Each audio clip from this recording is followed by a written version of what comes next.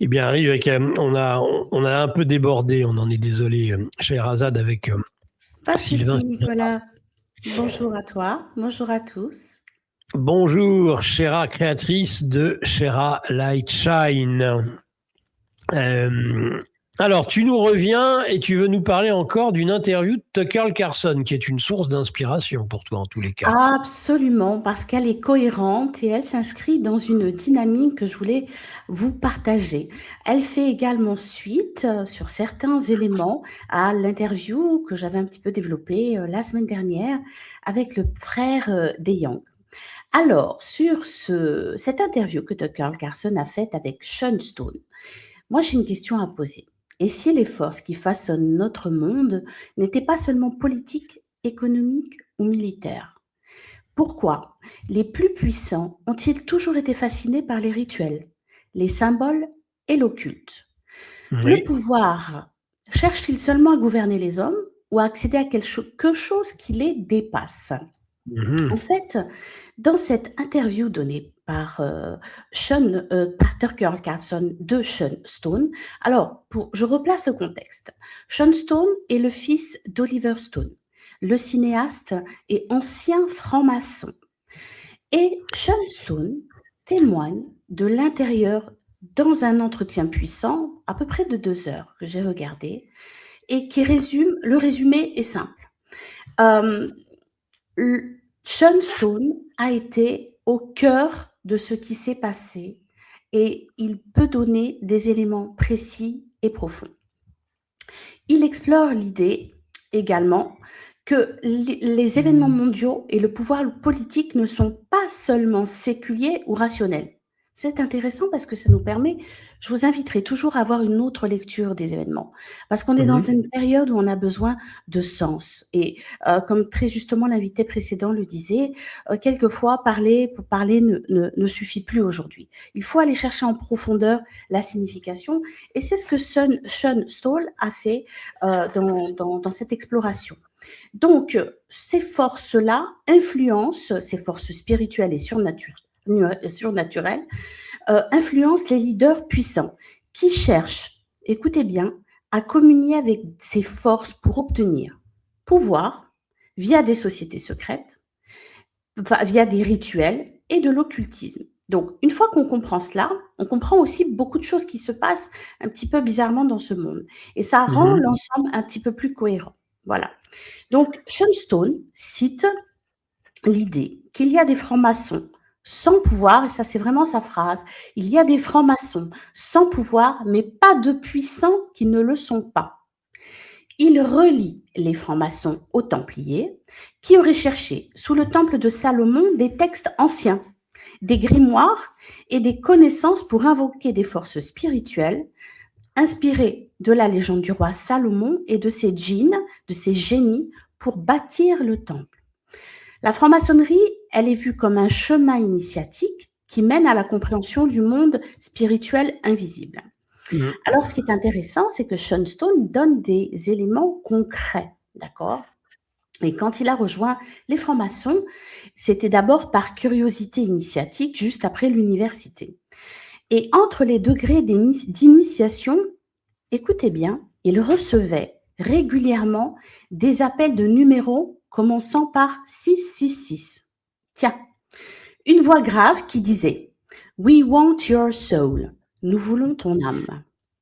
Et Tucker Carlson, qui lui est stupéfait et qui demande So, Satan called your cell?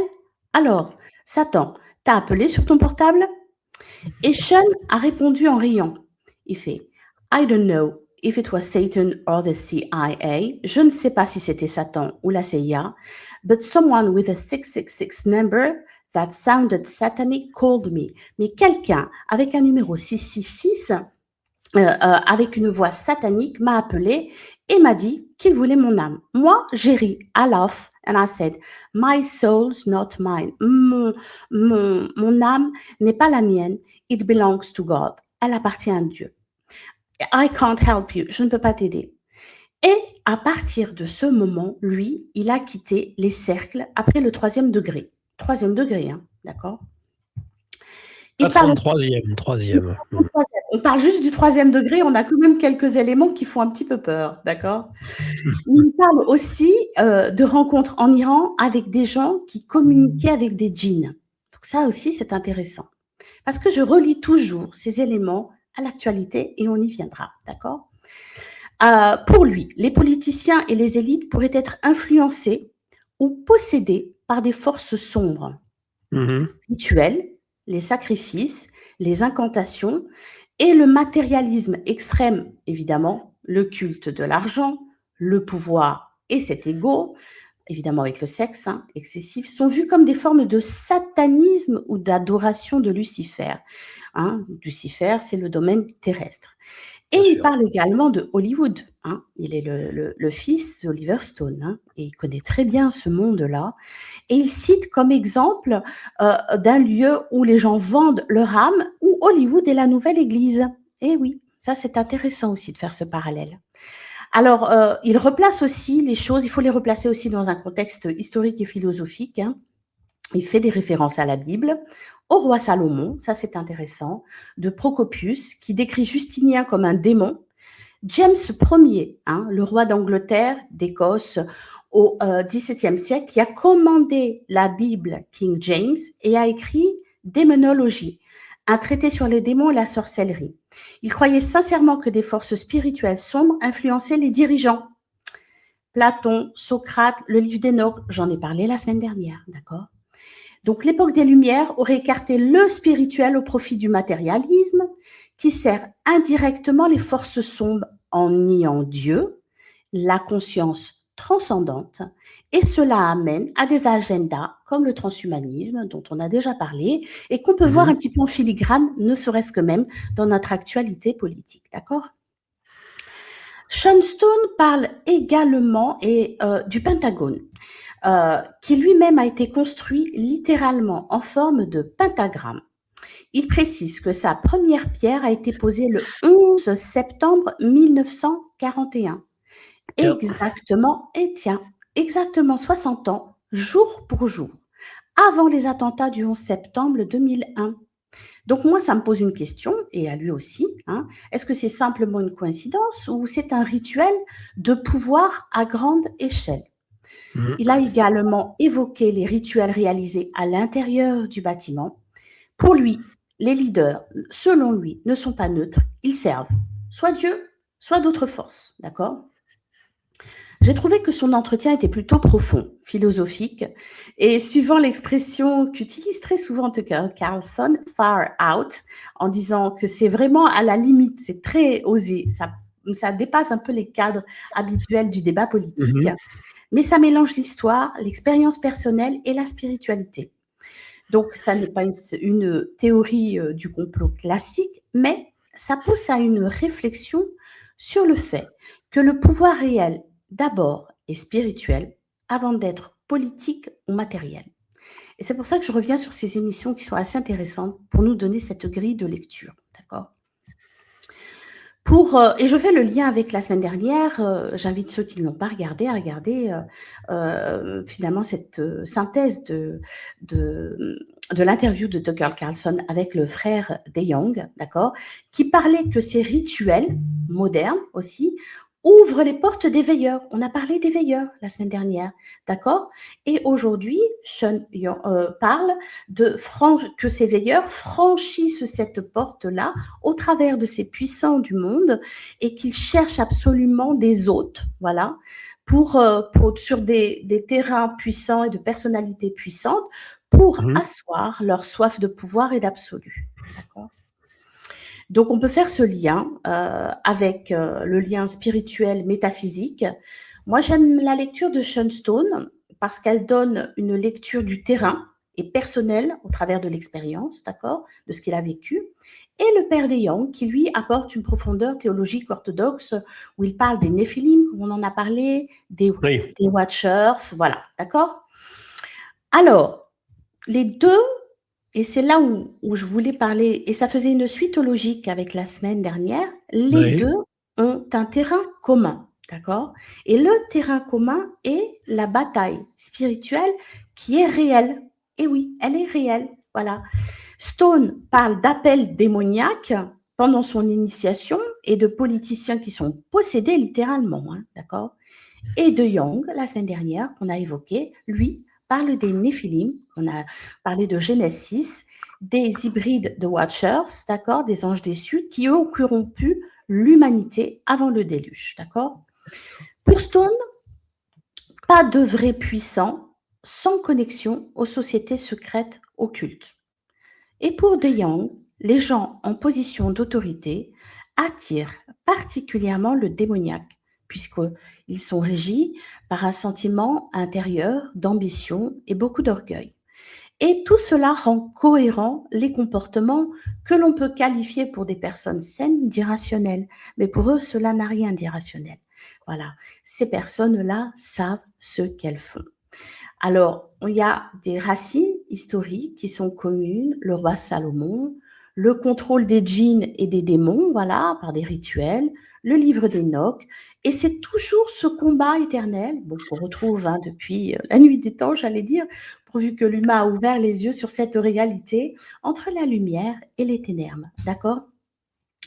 Et le matérialisme post-lumière, lui, a ouvert la porte à ces influences sombres. Donc, on refait ce parallèle, tout ça pour schématiser. Et je reviendrai souvent sur cette façon de fonctionner parce que ça permet de donner du sens à la réalité de ce que l'on vit. Parce que c'est bien beau, je dis toujours, de connaître les actualités, tant politiques que sociétales. Mais si on les décorrèle d'une vision globale et de quelque chose qui est aussi impactant dans nos vies, à mon sens, cela n'a pas grand intérêt. Voilà. Alors, le livre d'Enoch parle des veilleurs. On fait versus le monde moderne, c'est quoi? Ben, ce sont les initiés, les hauts gradés de la franc-maçonnerie notamment. Le livre d'Enoch parlait des savoirs interdits et le monde moderne de connaissances qui sont réservées. Et oui, les Néphilim, dans le livre d'Enoch et dans notre monde moderne, on parle des élites technologiques et du transhumanisme. Dans le livre d'Enoch, on peut parler de la corruption, puisqu'on parle de la corruption des êtres, de l'humain. Et le monde moderne, c'est le contrôle systémique. Et oui, on est en plein dedans, je le rappelle. Dans le livre d'Enoch, on parle de la tour de Babel, et dans la Bible. Et dans le monde moderne, on peut faire aussi ce parallèle avec cette gouvernance mondiale. Et oui, gouvernance mondiale, IA, biotech, voilà. Donc, est-ce qu'il s'agit d'une transmission réelle de connaissances primordiales? Hein, on avait évoqué un peu l'Égypte, mais je referai une émission un petit peu plus sur l'histoire aussi, hein, et sur l'archéologie, parce que c'est assez parlant. L'Égypte, la Mésopotamie, la Kabbale ou l'hermétisme? Ou est-ce que c'est juste un mythe fondateur, d'accord? Donc, tout ça n'a d'intérêt que si, à mon sens, et ce sera toujours ma lecture, voilà, qu'on ramène ça au réel et à notre réalité et à ce que l'on vit, d'accord? On comprend en fait qu'il y a un combat, à moins d'être aveugle, on voit bien qu'il y a un combat. Et il y a un combat, mais je rappelle juste que Éphésiens 6, 12, le combat n'est pas seulement contre la chair et le sang, mais contre les principautés, contre les puissances, contre les dominateurs de ce monde de ténèbres, contre les esprits méchants dans les lieux célestes. Et oui, ce verset biblique est très parlant parce qu'il cite souvent, il a été souvent cité par le Stephen de Young et également en filigrane positionné par Monsieur Stone. Voilà. Donc on va faire un lien avec l'affaire Liana. Voilà, hein, l'affaire Liana, vous la connaissez tous, bien malheureusement. Cette petite de 11 ans qui a disparu à Florence, il n'y a pas, en fin mai, voilà, avec ce corps qui a été retrouvé dans ce silo agricole. Ce suspect, d'accord, il a déjà été connu pour agression sexuelle sur mineurs, il y a eu des signalements qui n'ont pas été traités. Évidemment, tout cela suscite une indignation massive sur le laxisme judiciaire et la protection des enfants. Et si on y apporte une lecture spirituelle, on comprend qu'il y a des crimes de cruauté extrême, parce qu'avec une absence totale d'empathie, Parce qu'il y a une influence spirituelle négative. On peut l'évoquer aussi, c'est une piste que l'on peut ouvrir pour comprendre. Humainement parlant, quand on est humain, quand on est sensé, qu'on a du cœur, ce sont des actes qui sont totalement hors cadre. C'est impossible même d'imaginer Mhm. cela.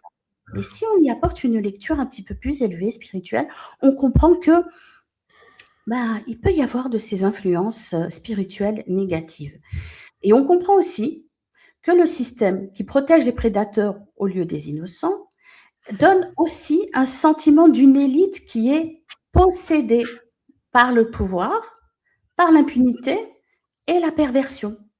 Hein, la pornographie massive comme terreau culturel, ça, on le voit partout. Tout cela amplifie aussi ses forces, d'accord? Je vais faire aussi le lien avec une autre affaire, l'affaire Athanor.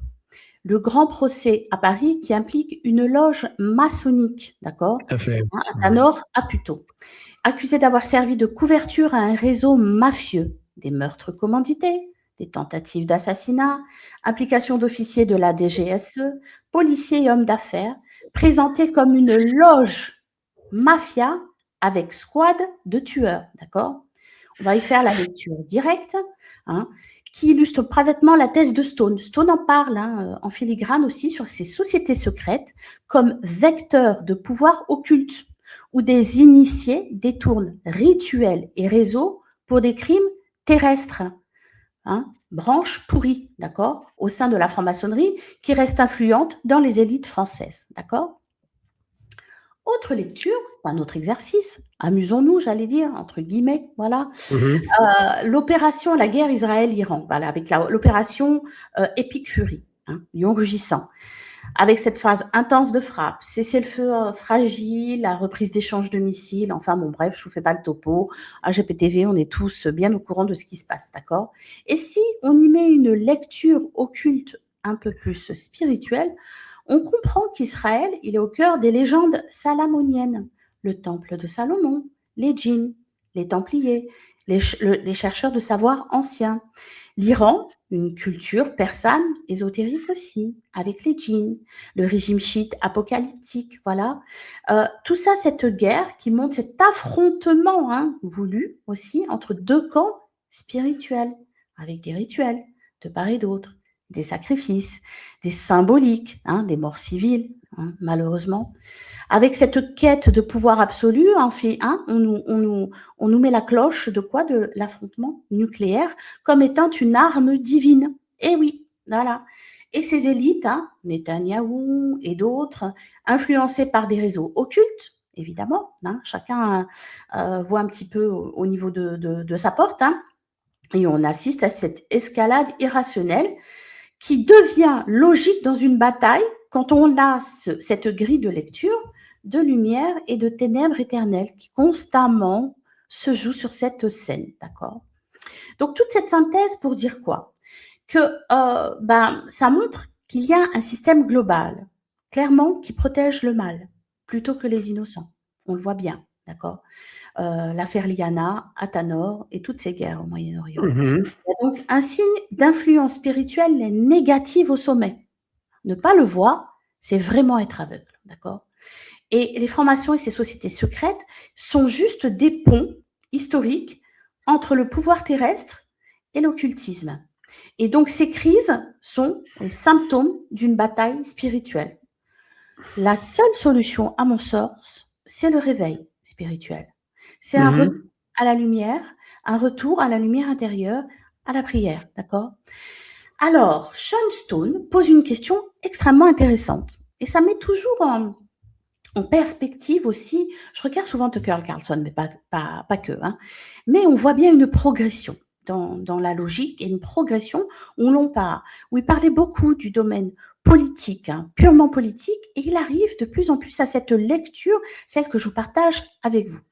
Et Sean Stone pose la question en finale à l'interview, la peur comme énergie politique. Ça ne vous rappelle pas Ouais. quelque chose, Nicolas? Mhm. Ça vous rappelle à tous quelque chose. On sait Mhm. très bien que les démons se nourrissent de peur, de haine et de division. Tout Et à les fait. médias, et oui, et les médias modernes, on va dire, hors champ de la dissidence. Et les algorithmes récompensent. Les algorithmes, hein, ils récompensent exactement ces émotions. Hein, il faut une viralité maximum. Et la nuance, elle devient invisible. C'est une forme d'énergie politique extrêmement rentable. Et oui, tout ça, c'est de l'énergie et ça nourrit. L'IA, on en a déjà parlé, on reviendra, je referai un jour une émission beaucoup plus détaillée sur ce sujet, d'accord? Mhm. Le retour des veilleurs, autrefois, c'est le savoir qui descendait du ciel, voilà. Et De Jong, à l'interview précédente, en avait parlé, je l'avais développé. Et aujourd'hui, nous-mêmes, nous construisons cette entité qui nous transmet le savoir, voilà, une IA générative. Et c'est presque plus troublant que les néphilim antiques. Pourquoi? Parce que nous fabriquons nous-mêmes nos nouveaux initiateurs. Eh oui. Il y a une nouvelle tour de Babel, Babel, qui symbolise l'unification technologique de l'humanité. Internet, l'IA, la biotechnologie, la monnaie numérique. Donc, on est peut-être en train de recréer, si on n'est pas vigilant, justement cette nouvelle tour de Babel, avec cette accélération technologique, la crise de civilisation que nous sommes tous en train de vivre. Donc, apporter cette lecture un petit peu plus spirituelle permet de comprendre, d'accord? Donc, on va conclure juste sur ces 2 épisodes et on reviendra ensuite un peu plus en détail. Le père De Jong, je fais toujours le lien entre ces deux parce qu'il y a vraiment un pont. C'est pour ça que j'ai voulu en parler. Le père De Jong parle des veilleurs qui apportent aux hommes ce savoir qu'ils n'étaient pas prêts à recevoir. D'accord? Aujourd'hui, personne n'est descendu du mont Hermon. Pourtant, on possède des technologies capables de modifier le vivant, de remplacer une partie de l'intelligence humaine et peut-être même demain de redéfinir ce qu'est un homme. D'accord? Donc, la question, elle n'est plus de savoir si les néphilim ont existé, ça, on s'en fiche, on a compris, d'accord? Mais la question est de savoir si chaque civilisation finit par créer ses propres néphilim. C'est cette élite qui est fascinée par la connaissance, c'est là le pont avec Monsieur Stone, d'une puissance qui dépasse la sagesse et une humanité qui découvre trop tard que toutes les limites n'étaient peut-être pas arbitraires. Voilà.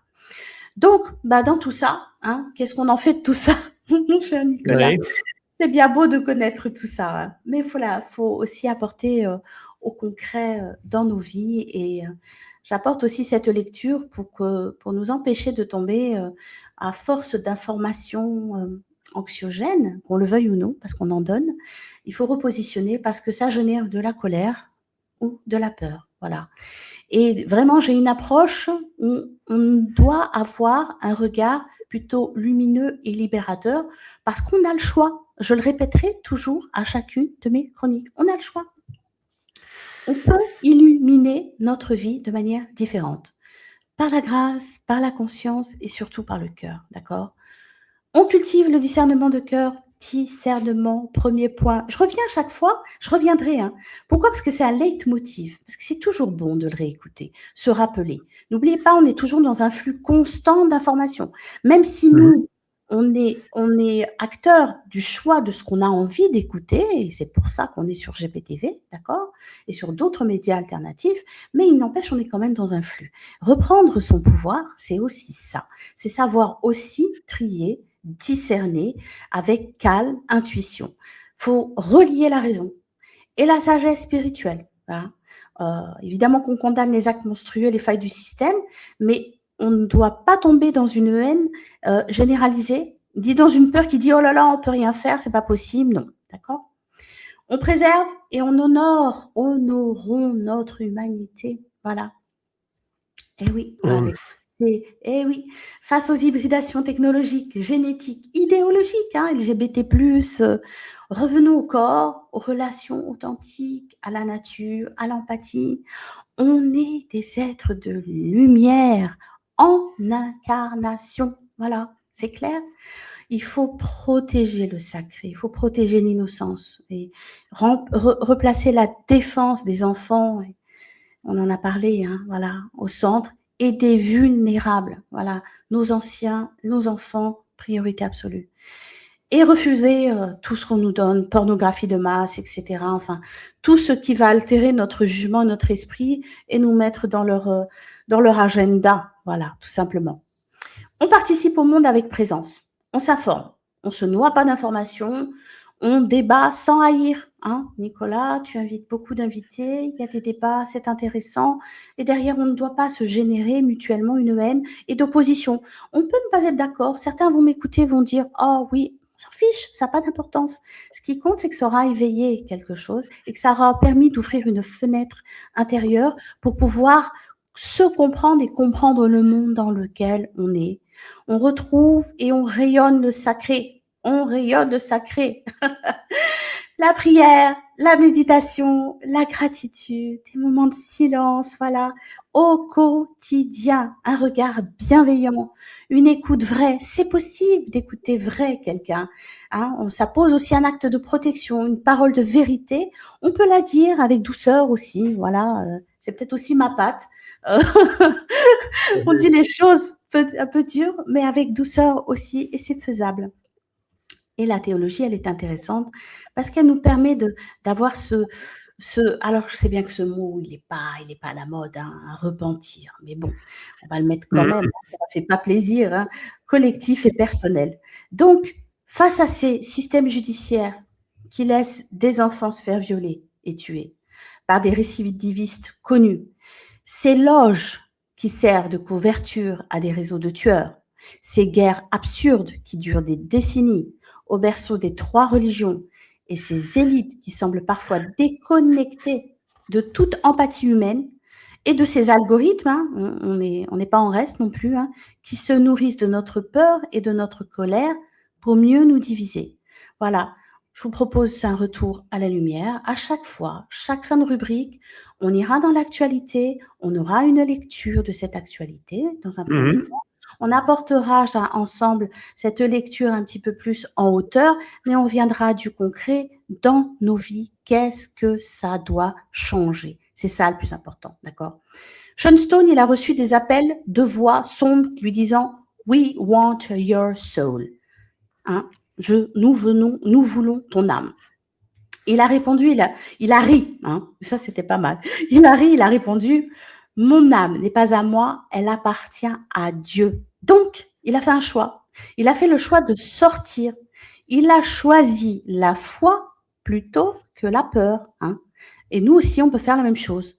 À chaque fois, choisissons là où on va nous proposer la colère, la division, on reprend notre pouvoir, hein, on ne nourrit pas ces forces de division puisque c'est leur nourriture. Quand on a cette lecture, on est assez vigilant à nos pensées, à notre façon de parler et à nos positionnements. Voilà. Et à chaque fois qu'on protège un enfant, on protège le lien authentique divin. Hein. Quand vous priez, vous méditez, hein, au lieu de scroller sur des trucs de peur, voilà, éliminez par votre conscience toute cette partie d'actualité de ce monde. Et Dieu sait que, voilà, oui, c'est sombre, c'est clair. Voilà. Alors, on ne reste pas impuissant face à ces influences. On est des êtres de lumière incarnés. Et le plus fort rituel, d'accord, de tout, finalement, c'est la grâce, tout simplement. On peut décider de ce qu'on l'en fait. Hein, pas une nouvelle Babel. Moi, je décide clairement de vous proposer chaque chronique aussi un jardin de lumière, voilà, pour éclairer notre quotidien. Voilà, mon cher Nicolas. Formidable, formidable Scheherazade, chère créatrice de Shera Lightshine, qui attire cette remarque qui est à nouveau un super chat très généreux de Soufiane Biadila. C'est une question pertinente concernant le pouvoir et l'ésotérisme, hormis leur but relevant, d'après Soufiane, de la mythologie non basée sur la science. Leur intérêt pour l'ésotérisme peut être diagnostiqué comme une recherche de sensations liées à un fantasme sadique aux limites du réel. Bon. C'est une lecture, hein, tout peut s'entendre.